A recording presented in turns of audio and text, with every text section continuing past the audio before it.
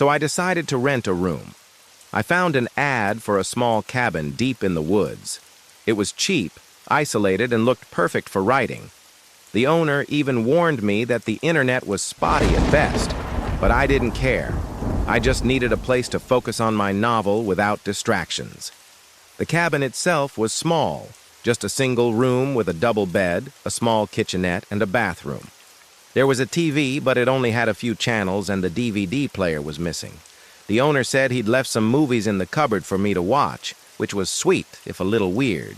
The room was cozy and the bed was comfortable, and although the floorboards creaked and the shower had questionable water pressure, I loved it. I spent the first day unpacking and writing, then went into town to explore. The next day, I woke up early and went for a walk in the woods behind the cabin. The air was crisp and the sunlight was beautiful. As I walked, I started to feel relaxed. This place was perfect. I could actually get some real work done here. That night, I was woken up by a noise, something scratching in the walls. I listened intently, but couldn't pinpoint the sound.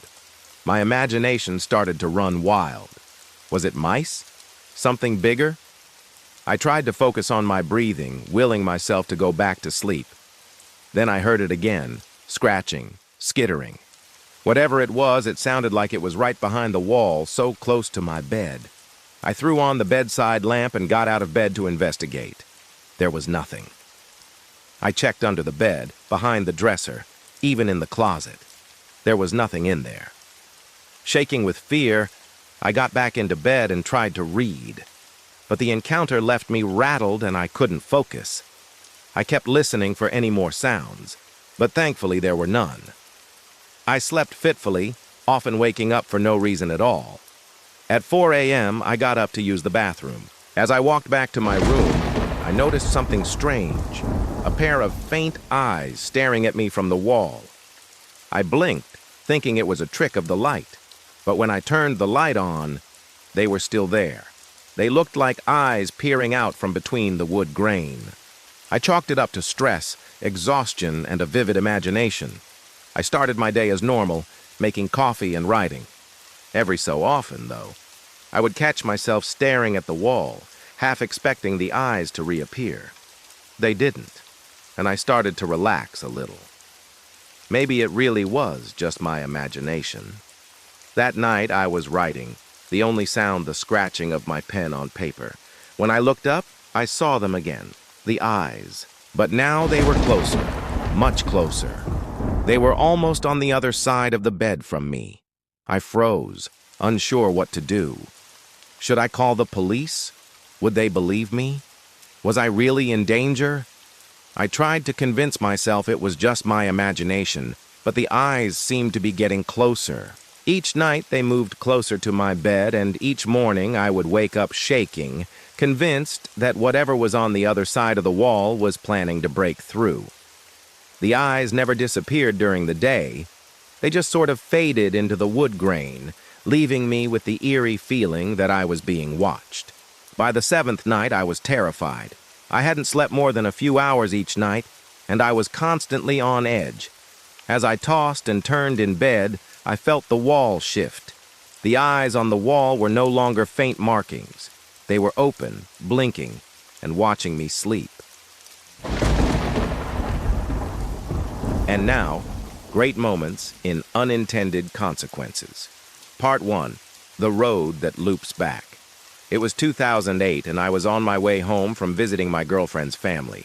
She and her 2 sisters had given me a very warm welcome, but I was very much looking forward to getting home, curling up on my couch with a nice hot cup of cocoa and watching reruns of The Twilight Zone. The only problem was that her family lived about an hour and a half away in the boonies. And as I began the drive home, a massive storm rolled in. Heavy rain, high winds, and thick fog reduced my visibility to near zero. And just when I started to think that things couldn't get any worse, my car began to skid on the wet asphalt. After what felt like an eternity, the car finally stopped skidding, and pulling over to the side of the road, I got out to inspect the damage. I had, of course, slid off the tarmac and onto the soft shoulder, which had the effect of completely flattening one side of my brand new set of tires. Sighing, I got back into my car and began to look for a gas station or a mechanic so I could get some help. And that's when I saw it. A brightly lit gas station sign in the distance. Pulling back onto the road, I accelerated towards it, grateful that my luck had finally turned around. But as I approached, I realized that something was not right. The gas station was tiny, barely big enough to serve the 3 or 4 cars that were parked in front of it. I knew that there was no way that this place would be open 24 hours a day, so I slowed down to take a closer look. Sure enough, the doors were locked and all of the pumps were turned off. But maybe, just maybe, if I drove around back, I would find another entrance. So I turned the car around and drove past the store itself, hoping to find a working pump on the other side. That's when I noticed that the road I had just come from had a name, Reston Road. And the road that I was currently on had a name too, Reston Road. Confused, I looked back at the gas station. It had a name too, The Loop. And as I stood there scratching my head, it hit me. The road was looping me back to the gas station. Thinking that I had just stumbled upon some sort of bizarre local quirk, I decided to go with it. I pulled back onto Reston Road and began the slow drive back towards the little town of Lupp. As I rounded the final bend, I saw the gas station again. Only now it was only 9 minutes further down the road, and thinking that perhaps my tires would get better as I drove, I filled up on the promise of coffee and donuts and continued on to Lupp, where I had exactly 10 minutes to kill before my date with Destiny, Part 2. This time around, I got to the gas station in only 8 minutes, and while I didn't fill up, I did stop to check my tire pressure. On my third pass, I made it to the gas station in 6 minutes, which is when I began to suspect that the reason this place was called The Loop was because it was literally a loop. And although my tires were still completely flat, I pressed on, arriving at the gas station for the 4th time in a total of 36 minutes. But this time, when I got out of my car, something was wrong. The gas station was dark and deserted. All of the pumps had been removed and the windows were shattered. And as I stood there staring at the broken glass, I realized that I was now officially lost, trapped on a one-way street in the middle of nowhere with absolutely no cell service. And just when I began to calm down a little, the lights flickered back on. I turned around to get a better look and saw the attendant from inside the store. He was standing by the door waving and smiling what I can only describe as an extremely wide smile. Now you have to understand, when most people see a stranger waving at them, their natural reaction is to wave back politely. But in this case, his smile was so unnerving that instead of returning the gesture, I did the only logical thing that I could think of. I threw my hands up in the air and screamed as loud as I possibly could. And although I truly believe that my scream could have been heard several miles away, he continued to stand there waving at me until I passed by for the 5th and final time, at which point he either disappeared into the store or emerged from it. I don't really know, because at that point I had a full-blown panic attack and floored it. Now the weird thing is that after a few minutes of driving, I came across a fork in the road. One path led me back to the town that I had come from, and the other took me back to the start of the loop. I chose the latter option, and as I drove, I noticed that the rain had let up, and the fog was beginning to dissipate. In fact, by the time I reached the end of the road, the storm had completely passed, and the sun was shining through the clouds.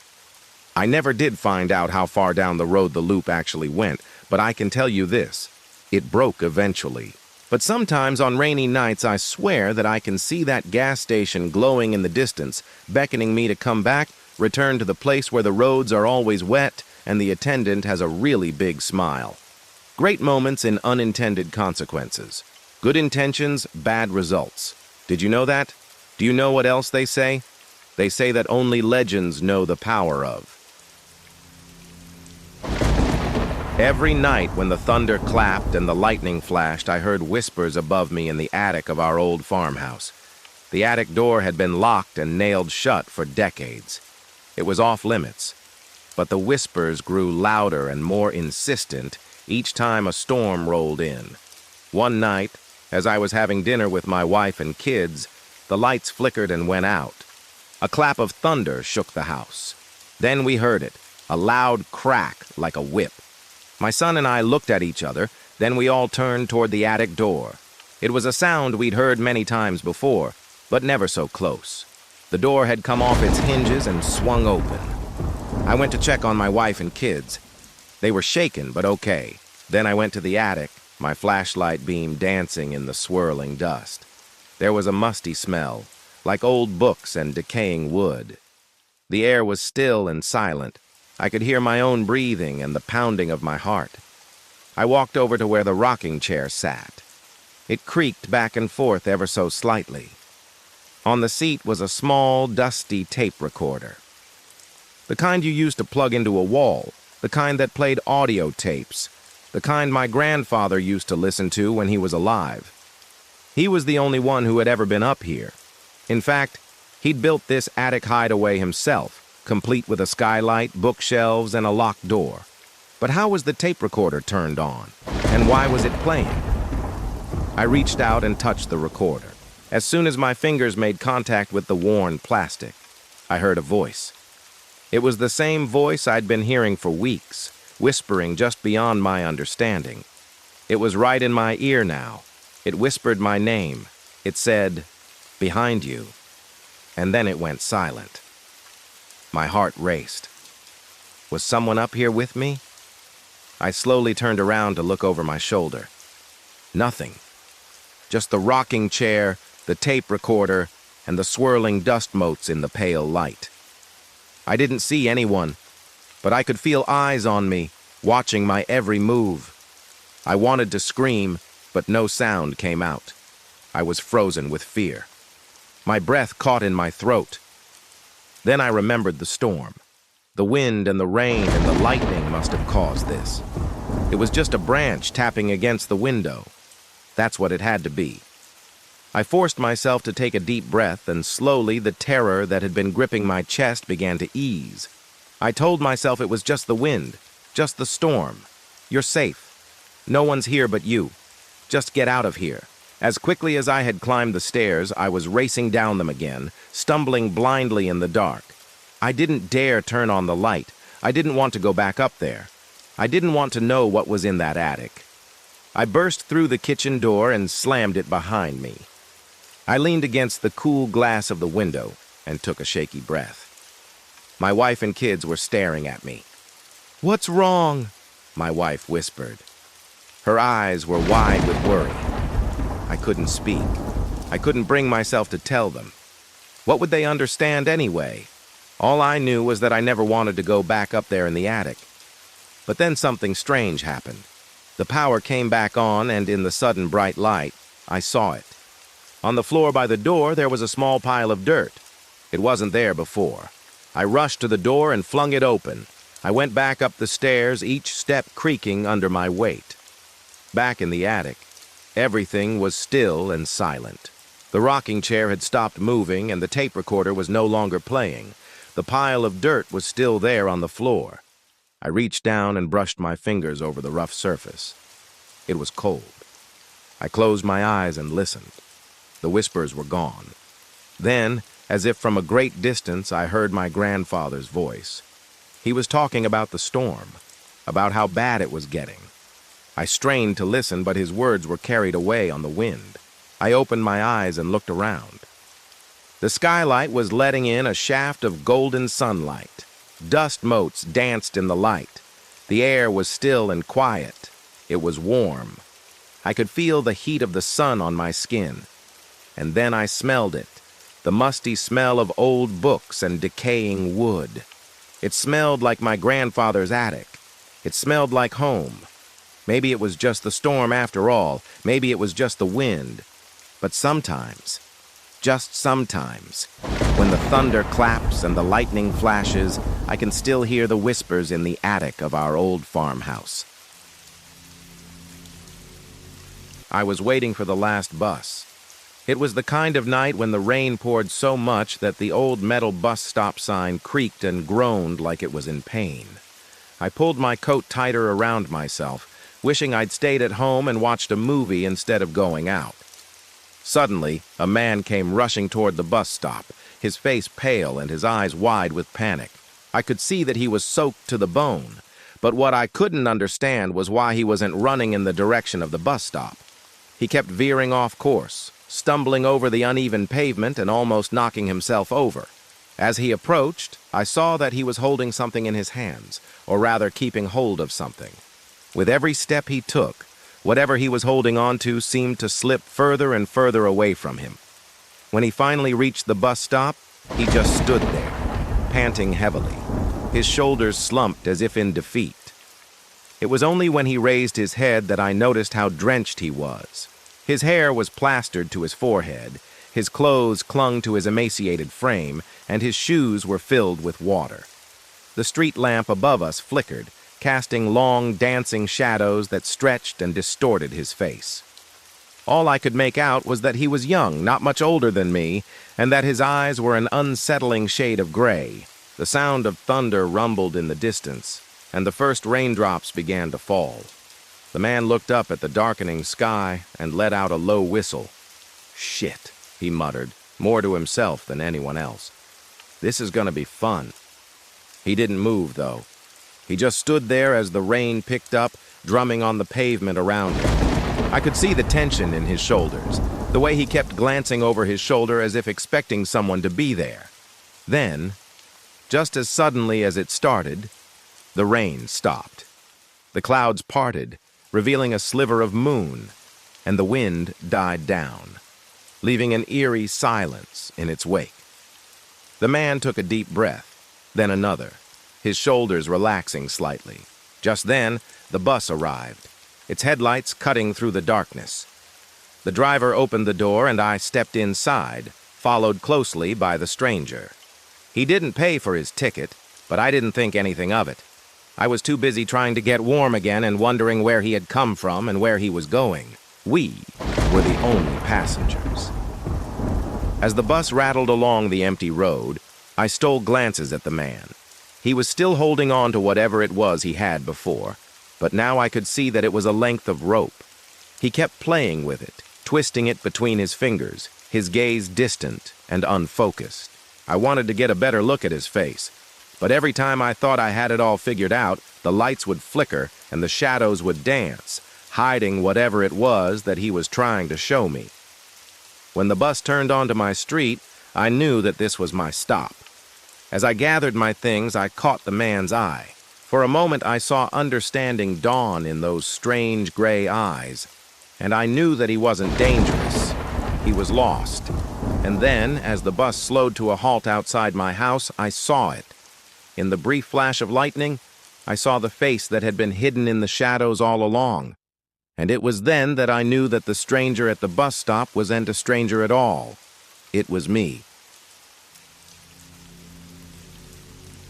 My grandmother left me a lot of things. An old house filled with antique furniture, boxes of yellowed love letters from my grandfather, a collection of porcelain cats, each one more grotesque than the last. But the one thing that she left that continues to haunt me to this day is a painting. It's an oil-on-canvas portrait of a man wearing black robes.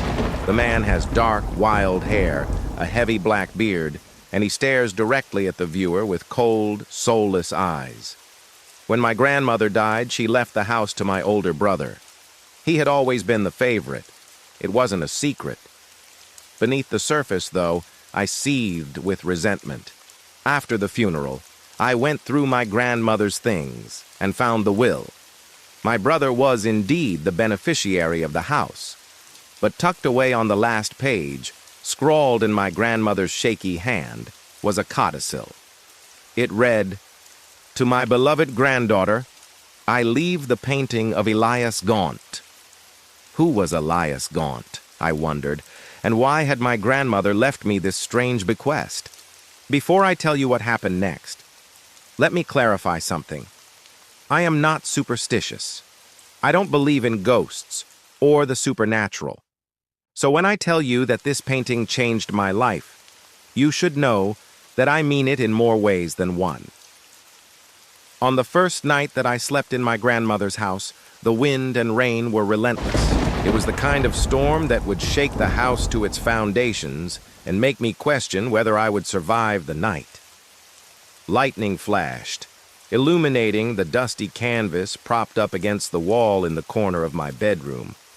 In the flickering candlelight, the man seemed to come to life. I could have sworn that his eyes followed me around the room. Whenever I looked over at the painting, though, the candle flames danced merrily, and there was no sign of movement. In the morning light, the painting looked just like any other old portrait. But that night, when the storm returned, so did the feeling that I was being watched. I tried to ignore it, to distract myself by reading a book, but the words swam before my eyes. Finally, I got up the courage to walk into the next room and get another candle to light the darkness. I brought the flame back to the painting, and as I did, I saw a smile creep across the man's face. Now, I don't want to scare you off, so let me be clear again. There was nothing overtly sinister about the painting. The man was merely smiling as if he were pleased with something. Still, I couldn't help but feel uneasy.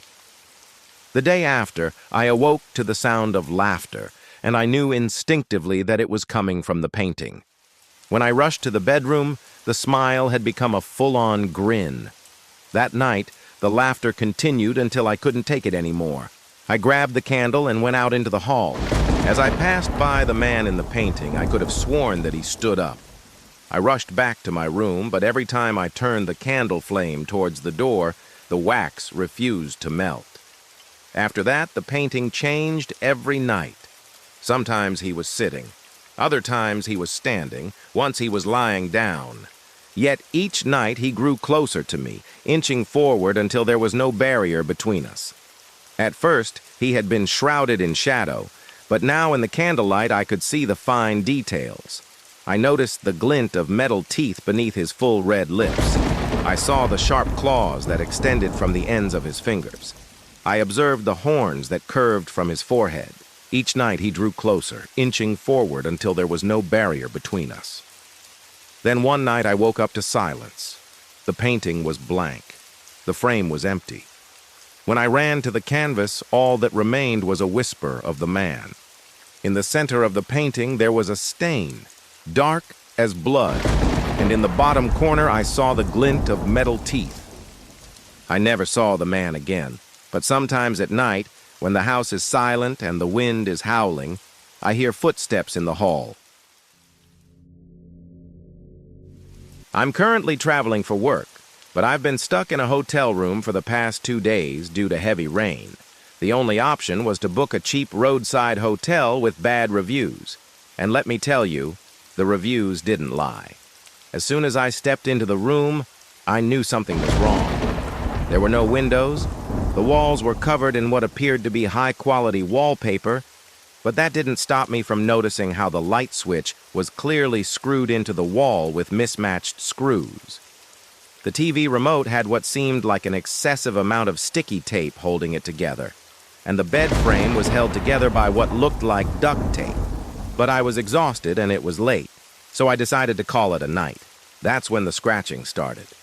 It sounded like someone or something was frantically clawing at the wall from the other side of the wallpaper. I'll admit I was a bit scared, but I tried to reason it out. Maybe it was just a really determined mouse or rat trying to get into my room. I tried to ignore it, but then the scratching stopped. And what followed was the sound of heavy footsteps pacing back and forth on the other side of the wall. I know this sounds like a horror story, but I'm actually quite calm right now. Okay, maybe a little creeped out. I have a knife on the desk next to me. I think if anything or anyone tries to get through the wall, I'd be able to defend myself. And that's exactly what I told myself as I drifted off to sleep. I woke up before the sun rose, which is odd because even though my eyes were open, I couldn't see anything. It was pitch black in the room. I sat up in bed and noticed that the curtains weren't covering the windows. They were on the floor. I got up and walked over to them. As I pulled the curtain back, I realized why the room was so dark. There wasn't a window there.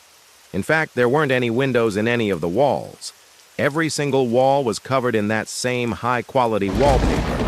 almost as if something or someone didn't want me to be able to see out or have an escape plan. I immediately ran to the door, and thankfully it was unlocked. I sprinted down the hallway, practically tripping over my own feet. I could hear what sounded like screams in the distance. I didn't dare turn around to look. I made it to the end of the hallway and walked outside, where I quickly got into my car and drove away as fast as I could. Okay? So obviously, this isn't a typical roadside hotel. This is more like a creepy, abandoned one. I found another place to stay last night. I'm currently in a different city. I wanted to tell someone about this place. I mean, it creeped me out, but I don't want people to think I'm crazy. So I'm hoping you can help me with that. And while I was watching some videos, I came across one that said pressing your ear against a wall will help you fall asleep. I tried it, but it didn't help. Instead, I heard a knock. I pressed my ear back against the wall and the knocking stopped. I thought maybe it was a mouse, so I ignored it and tried to focus on the video. Then I heard the knock again. This time I was closer to the wall. I pressed my ear against it. I swear I heard a muffled voice on the other side. I pressed my ear back against the wall and I heard a loud bang, followed by what sounded like a scream. Am I going crazy? Did I do something wrong? I'm currently sitting here waiting for a response as the scratching continues on the other side of the wall. I should mention that I've always been able to sleep with my window open, no matter how loud the street is. But the walls here are so thin that I can hear everything happening in the next room. And it's not just sounds. I can also hear what seems to be a conversation. I can't make out the words, but I can hear two distinct voices arguing back and forth. Sometimes it gets really quiet and then they start up again. Oh God, I hope those people aren't planning on breaking through the wall into my room. Please send help. Oh wait, no, I take that back. I wouldn't mind sharing a room with another person or two. I'm starting to feel a little claustrophobic in here. I haven't touched the doorknob since I arrived. I haven't seen another person in the whole hotel. I tried calling the front desk, but the line was disconnected.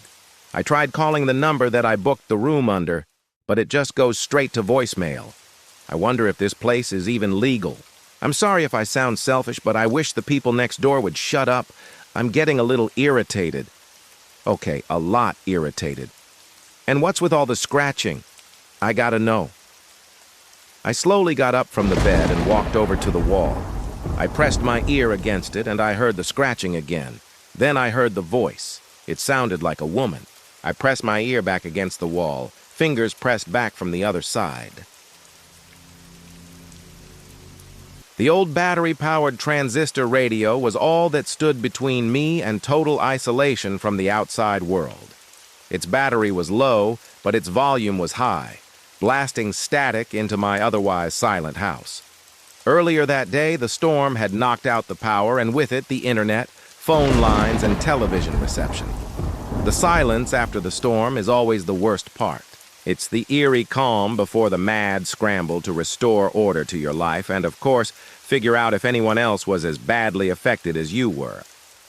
It was during this time that I heard the radio for the first time in years. I hadn't realized how much I missed the comforting drone of static between stations until it was replaced by an oppressive quiet. I flipped through the stations, but they were all dead. There was nothing but the sound of wind and rain still lashing against the windows. I longed for the sound of another voice, human or otherwise, to break the oppressive quiet. Then I heard it, a faint whisper that seemed to come from nowhere and everywhere at once. "Don't go upstairs." The voice was raspy and worn like an old vinyl record. It wasn't distorted, but it lacked any sense of direction. I couldn't tell if it had come from the radio or the walls themselves. I lived alone in a small cottage. My nearest neighbors were hundreds of miles away. Who could have been up there? And why would whoever was making the noise want me to know? The hairs on the back of my neck prickled, and I felt a sudden urge to obey the strange command. But reason eventually won out. I told myself it was just the wind playing tricks on me, whistling down some chimney or through some crack in the roof. I tried to shake off the uneasy feeling that had settled in my stomach and went about my business. But half an hour later, the sound of footsteps began pounding on the floor above me. They were slow and deliberate, like someone walking across the floorboards just outside my bedroom door. At first, the sound of the footsteps was faint, but they grew steadily louder until it was as though whoever was walking above me was now directly outside my door. My blood ran cold. If what I had assumed to be a whisper had come from the radio, then so had the footsteps. I spun around to face the source of the sound and stared at the old wooden cabinet where the radio sat. Its surface was cool to the touch, yet the sound of pounding continued. Each step seemed to reverberate through the entire room. I edged away from the sound, my hand shaking as I reached for the radio dial. I wanted to switch it off, to cut myself off from whatever malevolent force was now stalking me. But my fingers fumbled on the worn knobs, and I only managed to turn up the volume. The footsteps outside my door quickened. Then a new sound joined them. A dragging, scraping sound, as if something heavy was being pulled along the floor. I threw myself down on the bed, burying my face in the pillow. I could feel the vibrations of the footsteps, and the dragging sound growing louder, closer. The radio filled my ears and the room with an ear-splitting screech of static. And then, as abruptly as it began, the noise stopped. There was a long, heavy silence, broken only by the crackle of the radio. I sat up, my heart pounding in my chest. I told myself it had been the wind, some branch scraping against the window in the storm. I reached for the radio to switch it off, but as my fingers brushed the cold wood of the cabinet, I heard a new sound, the soft thud of footsteps descending the stairs. Outside, the storm had passed and the sun was beginning to set.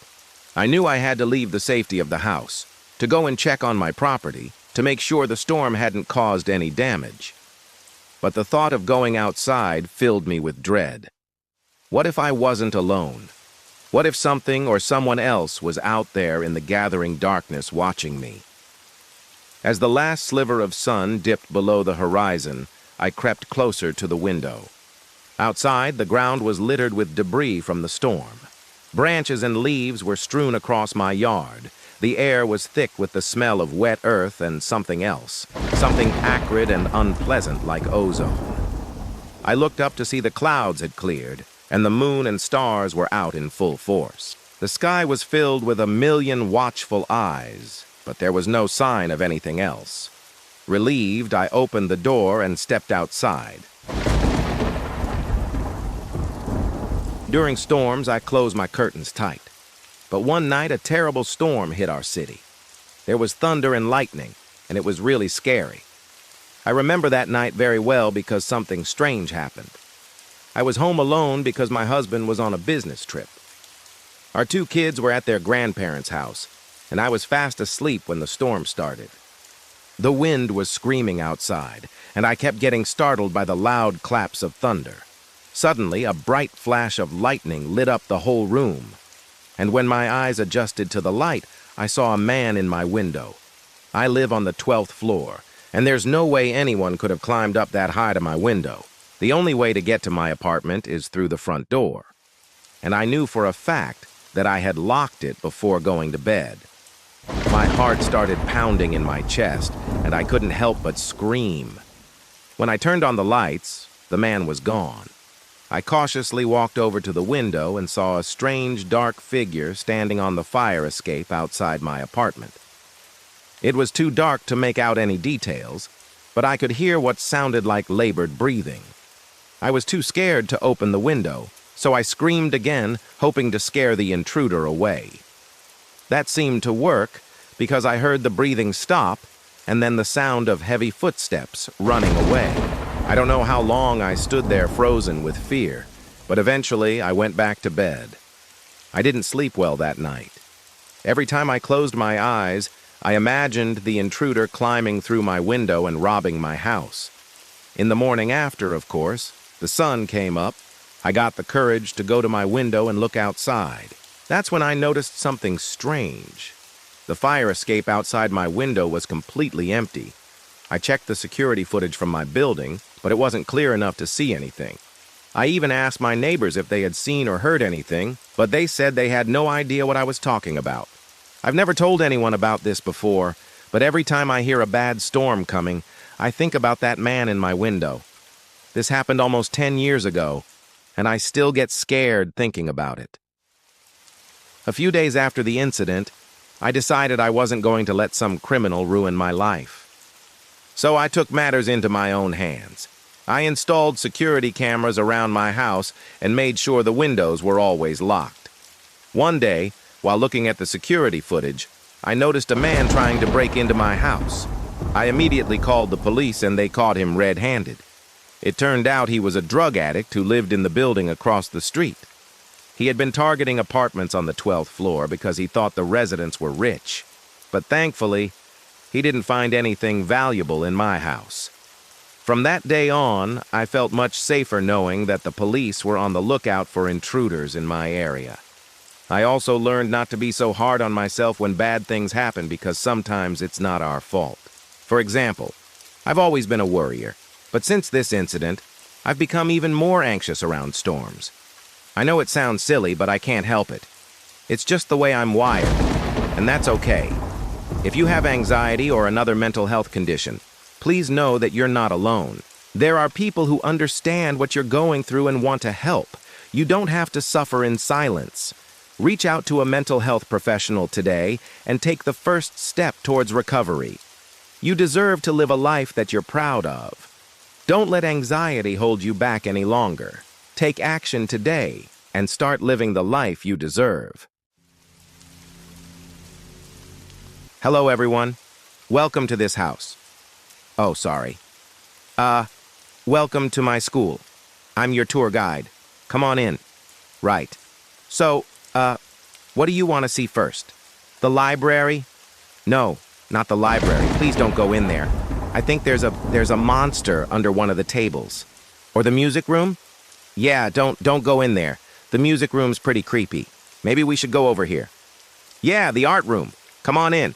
So, what do you think of this place so far? It's, run down. Yeah.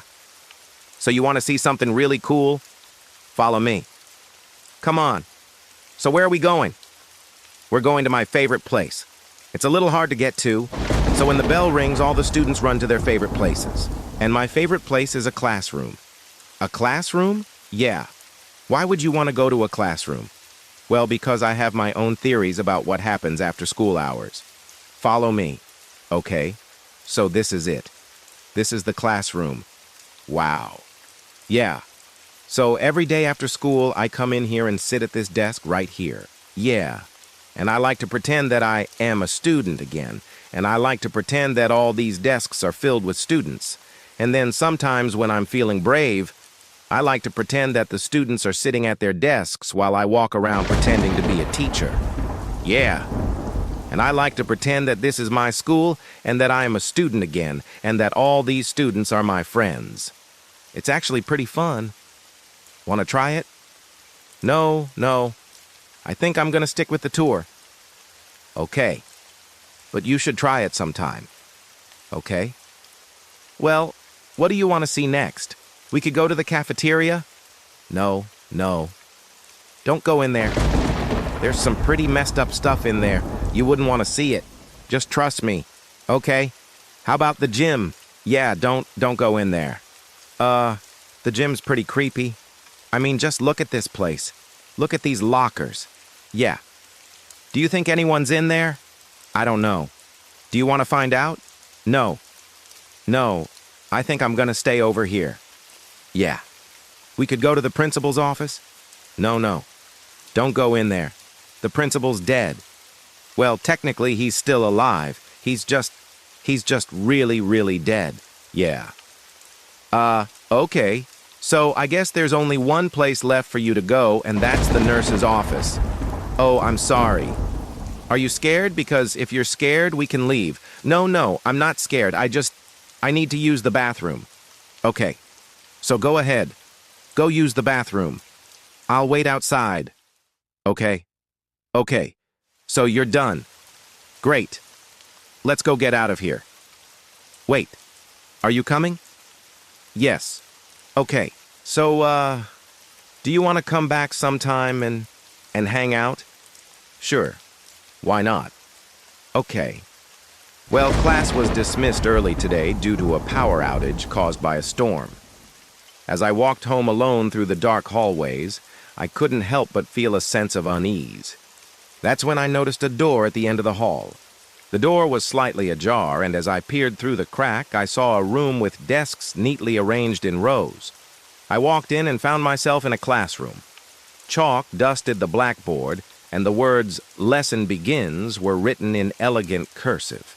As I stood there taking it all in, the wind suddenly picked up outside, and the classroom windows rattled. Then a flash of lightning illuminated the room, followed by a deafening clap of thunder. To my horror, the desks suddenly filled with students. They sat there staring at me with blank, emotionless eyes. Their skin was pale and their gazes were intense. I tried to scream, but no sound came out of my mouth. I wanted to run, but my legs felt heavy as if anchored to the floor. The students continued to stare at me silently, and I felt a deep sense of dread wash over me. Their silence was deafening, and the air grew thick with an oppressive energy. Then, as quickly as they had appeared, the students vanished. The desks were empty once again, and the only sound was the howling wind outside. I stumbled back, my heart pounding in my chest. I turned and ran, desperate to escape the classroom and the haunting image of those lifeless eyes. A shiver went down my spine. What was that? I asked myself, pushing the thought away.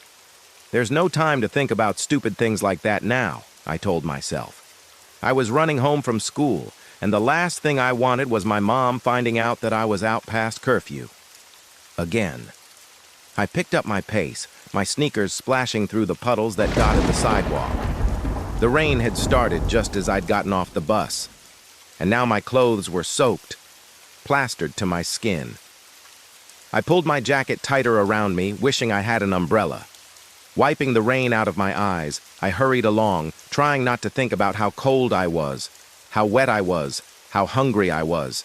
All of those thoughts were far less pressing than the fear of my mother's reaction if she found out that I'd stayed out past curfew for the third time this week. Then I saw it, the house.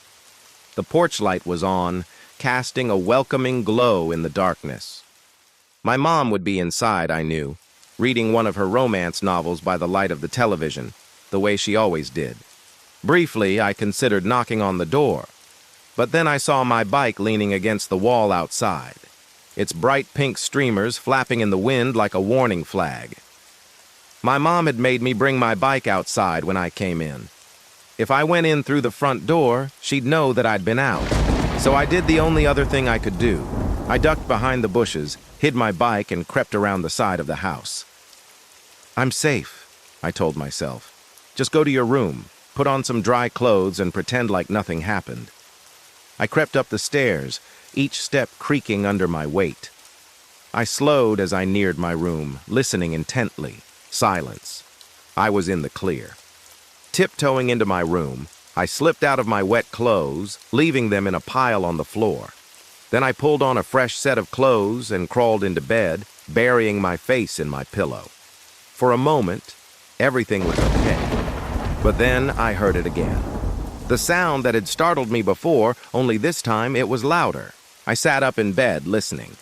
Then I heard it again, coming from the closet. My heart pounded in my chest as I stared at the closet door. Slowly, I got out of bed and approached it. I placed my hand on the knob, took a deep breath, and opened it. Inside, hanging from the top shelf, was my jacket, the one I'd left in a pile on the floor. Next to it, still slung over my shoulder, was my backpack. They hadn't been there before. Why were they in the closet? Had my little brother snuck my stuff in here while I went to change? No, he wouldn't have done that. He knew how mad my mom would get if she found out that I hadn't been home at curfew. And besides, I had my stuff on the closet rack. Cautiously, I stepped closer to the rack. Suddenly, something brushed against my leg. I jumped back, knocking over my full water bottle. It landed on the floor with a loud thud. The sound echoed in the silence of the room, bouncing off the walls and heading straight for my ears. Of course, my mom would hear that. She'd burst into my room any second now. I looked down at what had brushed against my leg. At first, I couldn't see anything. Then I noticed a small movement in the corner of my eye. Something dark was slithering out from between the clothes in my closet. Slowly, it began to take shape, becoming more solid, growing larger. With a jolt, I realized what it was. It was my reflection in the puddle on the floor, the same puddle that had rippled when I looked into it earlier. But how? How could there be a puddle in my room? And why was it showing a distorted version of me? I backed away from the closet, stumbling over my blanket. As I did, the reflection stumbled too, reaching out to me with clawed hands. Its mouth opened wide, revealing sharp, pointed teeth. I screamed and scrambled back, tripping over my chair. I fell onto the floor, scrambling away from the closet. I don't remember what happened next. All I knew was that I had to get away, to escape from my room, from the house, from whatever was trying to claw its way out of my closet. Hello everyone, welcome to my channel, and today we're going to read a scary story about a midnight phone call. So let's begin. It was the middle of the night and I was awoken by the sound of the wind and the rain. A terrible storm had rolled in and the power had gone out all throughout the city. As I sat there in the dark, I could hear the wind howling outside and the rain pouring down in sheets. I tried to go back to sleep, but the storm was just too loud. And after a while, I got up and went to the window to see what the damage was. As I looked out into the darkness, I could see that the branches of the old oak tree that stood at the end of our garden were scraping against the roof. I could also make out the flashes of lightning that illuminated the sky every few seconds. Suddenly, I noticed something else. The power lines that ran along the edge of our property had been knocked down and were sparking dangerously in the puddles below. Just then, I heard the sound of thunder that seemed to shake the very foundations of our house. And that's when I saw it, a flash of lightning that struck the oak tree and sent a shower of sparks raining down its trunk. As I watched in amazement, the tree burst into flames and the fire spread quickly, fanned by the strong winds. I could see the flames leaping and dancing in the darkness, casting eerie shadows on the walls of our house. In a panic, I ran to the other side of the house to get away from the falling embers. But as I turned the corner, I saw another fire spreading across the lawn towards our house. It was coming from the power lines that had been knocked down earlier. I could see the wires glowing red hot as they fell onto the dry grass, setting it ablaze. I don't remember how long I stood there watching in horror as the fires grew closer and closer to our home. But eventually I came to my senses and started to take action. I grabbed a garden hose and began spraying water onto the lawn in front of our house, hoping to create a fire break that would stop the flames from reaching the dry wooden siding. At the same time, I could hear my husband shouting and yelling as he tried to call the fire department, but the line was dead. There was no way we were going to get any help from outside. We were on our own. And then suddenly, right in the middle of the chaos, the phone in our house rang. I remember because I was so surprised. The storm had knocked out our power, and I knew that whoever was calling us would have to be close by because the storm had also knocked out the landline service in the whole area. That meant that whoever was on the other end of the line was close enough to be affected by the storm, but not close enough to be in danger. When I answered the phone, there was a moment of silence before a voice whispered, "Don't open the door." I was immediately frightened by the voice because it was so quiet and raspy like the person was struggling to speak. But before I could respond, the voice hung up the phone. And just as I was about to call back, I heard a loud knock at the door.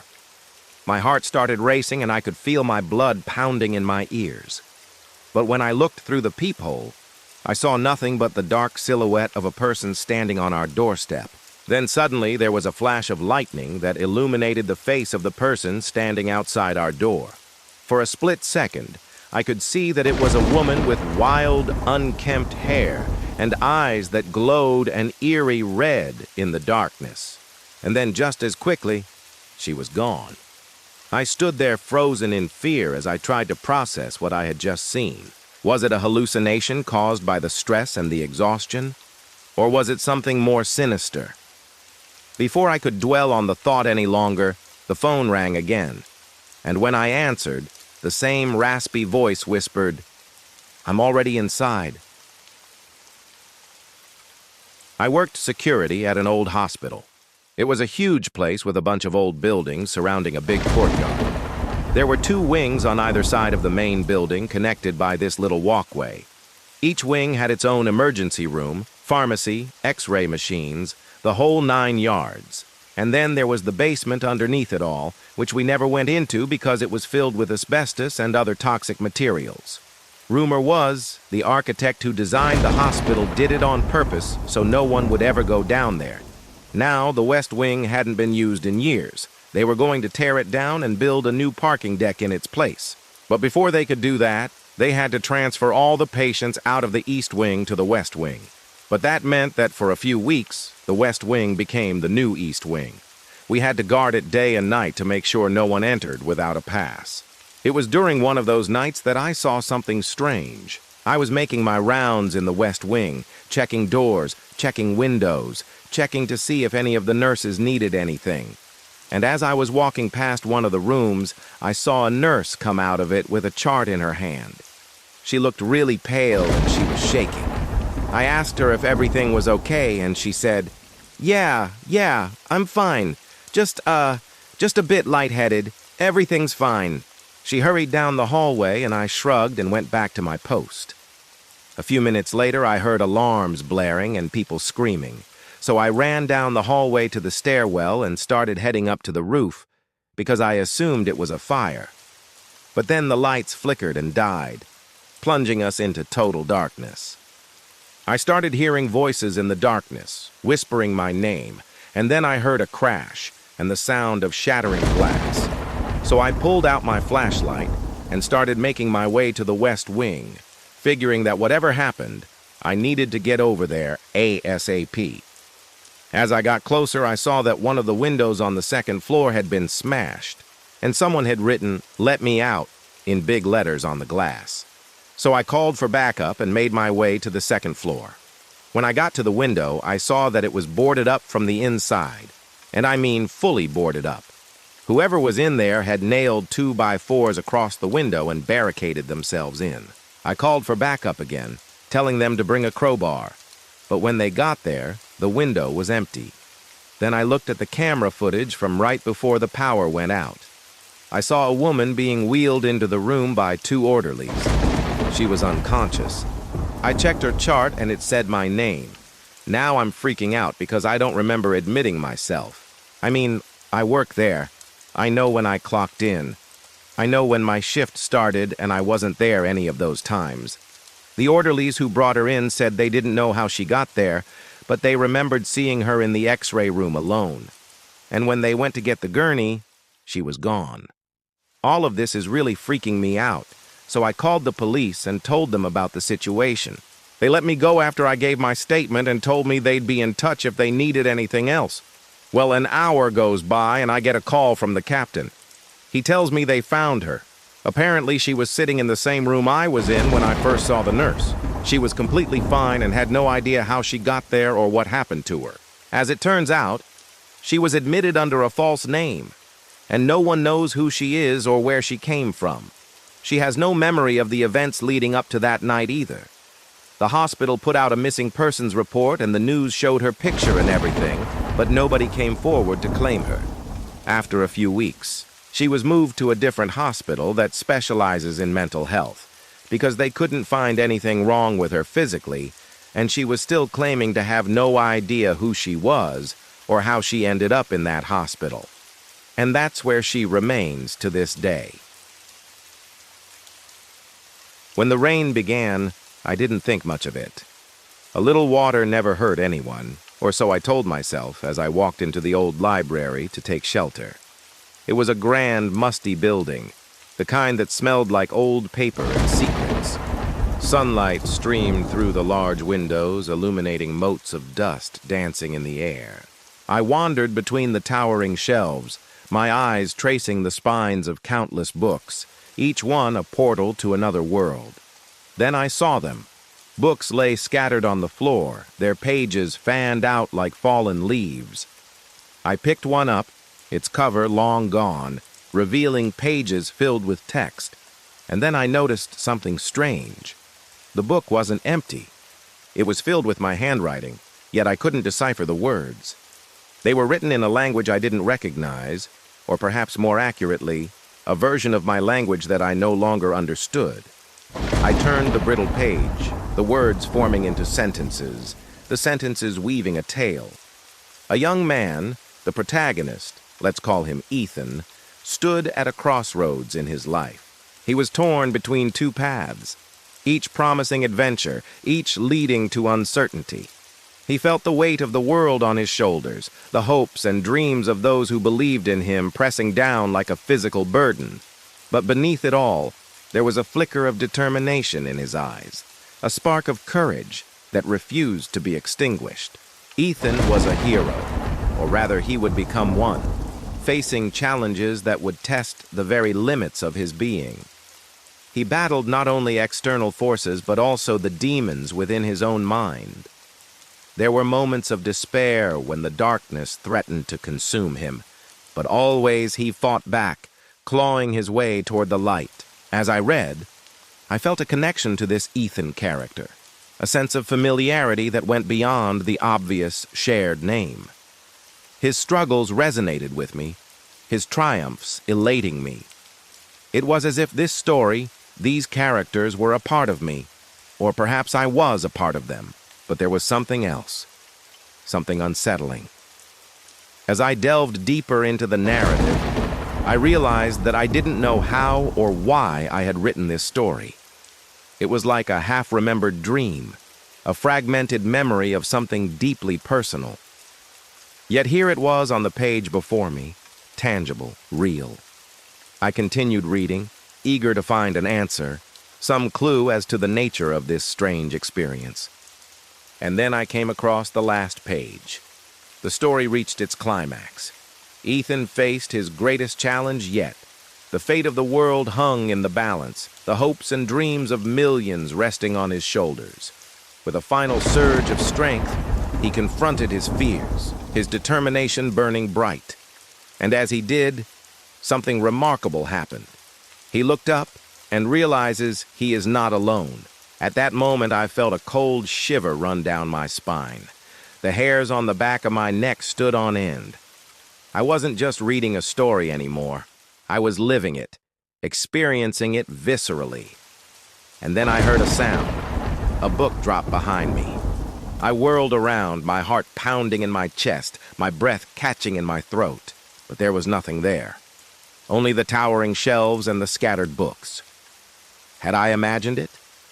Was it the storm playing tricks on me? Or was there something else at work here? Something beyond my understanding? I picked up the next book, hoping for an explanation, some rational, logical reason for what I had just experienced. But it was blank, devoid of any markings, any words. I checked the next one. Same thing. Blank pages staring back at me mockingly. What was happening? Where were the stories? Where were the answers? I continued searching, my anxiety growing with each passing moment. But it was no use. The books held no answers, no explanations. Then I remembered the rain, the storm raging outside. I rushed to the window and looked out. The rain had stopped. A sliver of sunlight peeked through the clouds, illuminating glistening raindrops on the window pane. The storm had passed, leaving behind a world washed clean. And in that moment, I knew I wasn't crazy. What I experienced wasn't a figment of my imagination. The books had been filled with water, their pages watermarked, unreadable. But now the sun was shining, the clouds had cleared, and the world, along with the books, was dry once more. The story was over. The adventure had ended. And I was left standing there in the silence, the weight of the unknown pressing down on me. I had journeyed to the end of someone else's story, but my own tale was far from finished. The hallway of my apartment was empty. No one else lived here, at least no one was supposed to. I'd been home for about an hour after work when the thunder rattled the old building. Then I saw it. a door at the end of the hallway that shouldn't have been there. I told myself it was just a trick of the light, a shadow, anything to convince myself to stay away from it. But curiosity got the better of me. As I drew closer, the scent of wet earth filled my nostrils, pulling me towards it like a magnet. I didn't remember the paint on the door being chipped or the brass knob so tarnished. My hand trembled as I reached out to touch it, then jerked back as if burned. What if it was some kind of trick? Some prank by a ghost looking to mess with me? Maybe I had finally snapped under the stress of work. I was certain no one else was in the apartment. My landlord, Mr. Horatio, had personally shown me. He'd even joked about how the place had been empty for years, how the previous tenant had skipped town owing 3 months' rent and leaving behind nothing but a half-eaten tub of kimchi and a dead hamster. The hamster had been the least of my concerns when I'd signed the lease. The door creaked open, revealing a staircase that descended into darkness. Above me, the storm roared, shaking the very foundations of the building. Then I heard them. Faint voices at first, then growing louder. They were calling my name, beckoning me to come closer. Their words were urgent, their tone desperate. No. I wanted to run, to scream, but terror rooted me to the spot. What was down there? Who was calling me? Why did they want me to come closer? Questions that wouldn't leave my mind. A gust of wind slammed the door shut. Suddenly, the voices went silent. I stood there for a moment, heart pounding against my ribs, trying to catch my breath. Then I turned and fled, racing down the hallway, tripping over my own feet in my haste to get away. I didn't stop running until I reached my apartment, the flimsy barrier between me and the darkness. I slumped against the door, shaking. I told myself it was all in my head, that I was safe. But in the back of my mind, a tiny voice whispered, telling me I wasn't. It happened again the next night. I was reading in bed, trying to forget the day's events when the thunder boomed. I knew before I looked that the door was there again at the end of the hallway.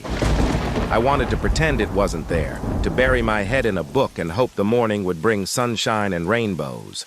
But the voices started up again, this time louder, more insistent. I dressed quickly, my hands shaking as I fastened my buttons. What if someone was trying to break in? Would the door lead to the street? Could I escape through it? Questions that only made the fear worse. The air was heavy with the smell of rain as I opened the door. The staircase was there, still leading into the darkness. The storm had reached its peak and rain lashed against the glass panes of the window. I could hear the wind screaming, feel the building shuddering around me. My hand trembled on the first step. Should I go down? What would be waiting for me in the darkness? Would I find answers or just more questions? My foot moved, then another, and then I was descending, each step taking me deeper into the darkness, the voices growing louder with each step. They called my name, begged me to come closer. Now, I couldn't resist, not anymore. I had to know what was down there, who was waiting for me. The bottom of the stairs was a landing, a small square room with 4 doors. On one side was a mirror, tarnished and cracked. I stared at my reflection, my eyes wide with fear. In the glass, the storm raged, mirroring the turmoil in my soul. Then I heard it again. The door slammed shut. The voices faded away. I was left in darkness, alone.